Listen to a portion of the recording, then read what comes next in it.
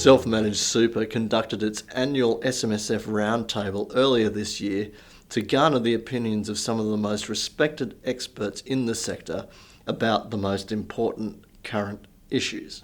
In this segment, we asked how difficult the new non-arm's length income laws relating to non-arm's length expenses would be to enforce. Yeah, it's actually going to be really hard because essentially you'll be almost looking at nothing.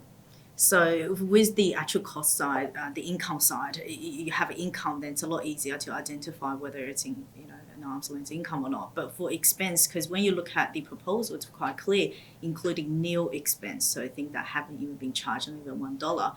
Then the question is, well, how is an auditor going to identify that? It's going to be very challenging to identify expense that should have been charged but wasn't charged. And an example could be you could have a self-managed fund member or a trustee that goes and do minor improvements or doing cleaning, put a deck in the backyard or whatever it may be, and only charge the fund for cost of the material but not the actual labour. Then the question is, well, that component under the proposal clearly is an arm's length expense. I think you find that the draft ruling the ATO's brought out excludes trustee work. So you won't have that issue, but you could certainly set it up with an arm's length party. Yes. And do a bit of a backhander. And I think that might fall foul of the rule. Yeah, I think overall it will definitely be quite problematic in practice, but in principle, I think it's quite reasonable for it, for it to be implemented.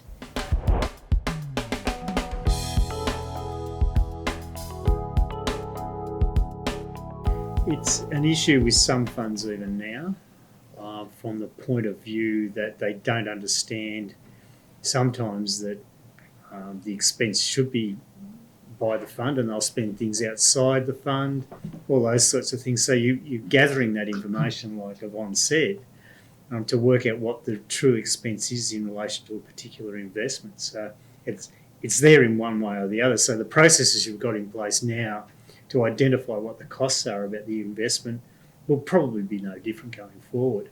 And I agree with Yvonne that the auditor really does have a challenge now to work out what an arm's length expense in relation to a particular investment is, no matter what it is, whether it's listed shares in the stock exchange or it's some backyard deal that they've got going.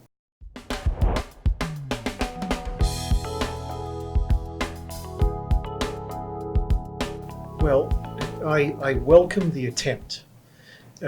Economic or legal arguments aside about whether it's the same result and whether it's fair that costs also be included in NALI provisions.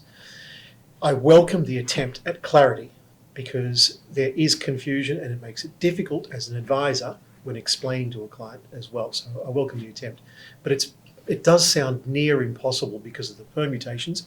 And I think it was you, Graeme, you wrote an article just a few weeks ago or a few months ago on the inconsistency or gaps in the examples given in the Commissioner's material on how the measure would work in certain circumstances, particularly where the trustee was contributing own services, and how that would work. Possibly near impossible unless you are going to be so precise and in every circumstance give a description of the outcomes. I don't envy the regulator's task in trying to cover all of those bases. But if the measure is going to be implemented as expected, then I think that it's the responsible thing to do to be very, very clear about, in almost every circumstance, these are the outcomes. Difficult task though.